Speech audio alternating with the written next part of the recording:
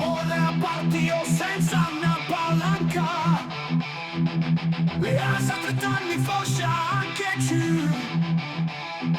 Ora io dove metti dinhe a banca, e poi se neanche un giorno torna in su, e farsi a palazzine o giardinetto, con un gigante qua cantigno vi,